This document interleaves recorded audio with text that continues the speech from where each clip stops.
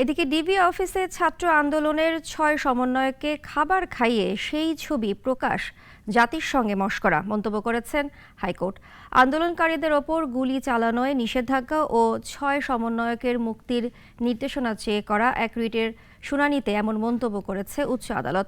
আরও জানাচ্ছেন মুনিয়া জ্যোতি।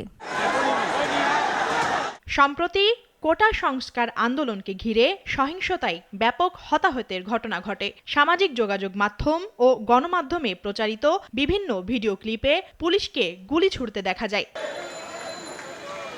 এমন পরিস্থিতিতে আন্দোলনকারীদের ওপর গুলি না চালানোর নির্দেশনা চেয়ে হাইকোর্টে রিট আবেদন করা হয়। শুনানিতে গুলি চালানোর পক্ষে বিপক্ষে নিজেদের অভিমত তুলে ধরেন আইনজীবীরা।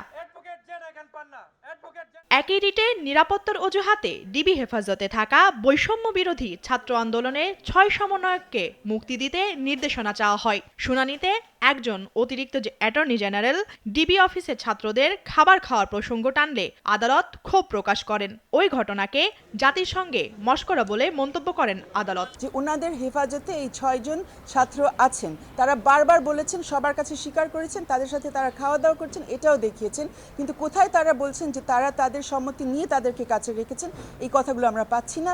ডিবিতে নিরাপত্তার নামে নাকি রাখা হয়েছে, এইটা কোন আইনে? ডিবি কিভাবে রাখতে পারে নিরাপত্তা আইনে? ভাতের টেবিলে বসে ছবি তুলে এটাই করেন, আপনি কি এটা মশকরা পাইছেন? ঠিক এই মশকরা ল্যাঙ্গুয়েজটা ইউজ করছে।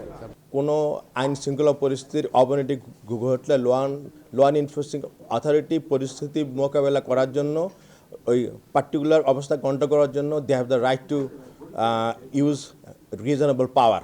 কিন্তু কোর্ট বলেছেন আগামীকাল আবার শুনানি হবে, শুনানি অন্তে পরবর্তী আদেশ হবে। এ বিষয়ে মঙ্গলবার শুনানির দিন ঠিক করেন উচ্চ আদালত।